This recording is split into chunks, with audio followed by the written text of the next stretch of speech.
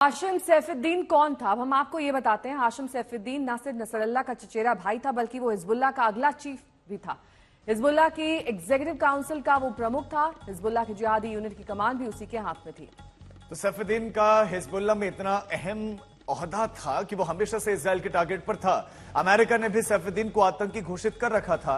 Nasrallah का उत्तराधिकारी था और उसके बाद से ये निशाने पर इजराइल के था। इजराइल दावा कर रहा कि उसको खत्म कर दिया गया। ये अगला चीफ हिजबुल्लाह का, लेकिन अब हिजबुल्लाह को एक और अगला चीफ ढूंढना पड़ेगा, क्योंकि इजराइल का दावा कि उसे खत्म कर दिया। जो टेरर नेटवर्क बताया जाता है हिजबुल्लाह का, उसमें ये बहुत सक्रिय बताया जाता है और ईरान का भी खास, ईरान का भी बेहद विश्वस्त ये बताया जाता है। यानी कि हिजबुल्लाह की जो भी गतिविधियां होती हैं वो ईरान के इशारे पर होती है और इसके ईरान के साथ नजदीकी बताई जाती है। सैफुद्दीन ईरान का खास था। ईरान से मजहबी शिक्षा हासिल की थी। ईरानी सेना में गहरी पैठ उसकी थी और ईरानी सेना में मेजर जनरल कासिम सुलेमानी से उसकी नजदीकी थी। सुलेमानी की बेटी की शादी सैफुद्दीन के बेटे से हुई थी और बेहद चर्चित रही थी।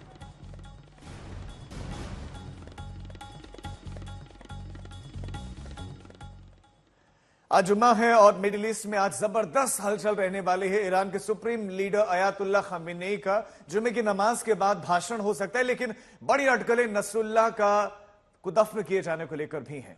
खबर यह भी है कि नसरुल्लाह को आज दफन किया जा सकता है, लेकिन दफन कहां किया जाएगा इसे लेकर भी सस्पेंस है। इराक में करबला, ईरान में नजफ या लेबनान में बेरूत, इसे लेकर सिर्फ अटकलें हैं। और खामेनेई का भी संबोधन, तो खामेनेई आज क्या कहते हैं उस पर भी निगाहें सबकी।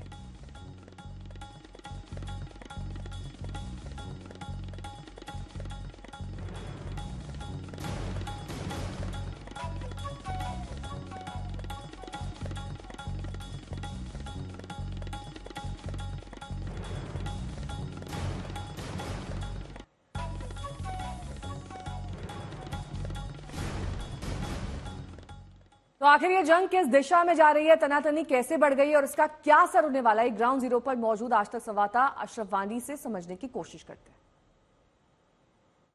दरअसल बीती रात जो है यहाँ बेरूत में एक के बाद एक जो साउथ सबअर्ब का इलाका है, जिसे गढ़ माना जाता है हिजबुल्लाह का, वहाँ पर 11 धमाके हुए। एक के बाद एक ये धमाके जो हैं उन सभी लोकेशंस पे हुए जो हिजबुल्लाह के बचे कुचे यहाँ पर, चाहे दफ्तर थे या फिर चाहे कोई जो उन्होंने स्थायी तौर पर मीटिंग पॉइंट बनाया था। इजराइल का दावा है कि जो हाशिम सैफुद्दीन, जिसको नया प्रमुख बनाया गया था हिजबुल्लाह का, सईद हसन नसरुल्लाह के मारे जाने के बाद वो एक बैठक कर रहा था, तभी उनके विमानों ने जो है उस इमारत को निशाना बनाया। पूरा इलाका जो है दहल उठा, रात भर कोई व्यक्ति वहां पर नहीं है। सभी लोग कई दिन पहले पूरा जो इलाका है छोड़ के चले गए हैं।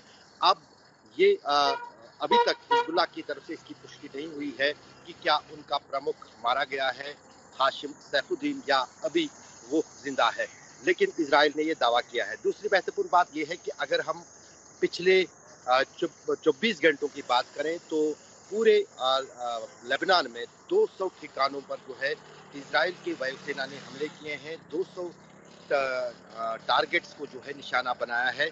ये आईडीएफ यानी इजरायली डिफेंसिव फोर्सेस का जो है उनका दावा है। दूसरी तरफ लेबनान की सरकार का मानना है कि पिछले 24 घंटों के दौरान और जो है 37 लोग मारे गए हैं। इन 37 लोगों में कितने हिजबुल्लाह के लड़ाकू हैं, कितने आम नागरिक हैं, उसका विवरण नहीं दिया गया है, लेकिन लेबनीज हेल्थ मिनिस्ट्री की तरफ से कहा जा रहा है कि पिछले 24 घंटों के दौरान 37 लोग जो हैं इजराइल के हमलों में मारे गए हैं। दूसरी तरफ अगर हम लेबनान की बात करें, पिछले एक महीने से इसमें पेजर धमाकों के बाद इजराइल ने पूरा फोकस जो है लेबनान पर किया है, तेजी अपने हमलों में लाई है। तो उस बीच जो है मौत का आंकड़ा, मरने वालों की संख्या जो है वो अब लेबनान में 2000 पार कर गई है।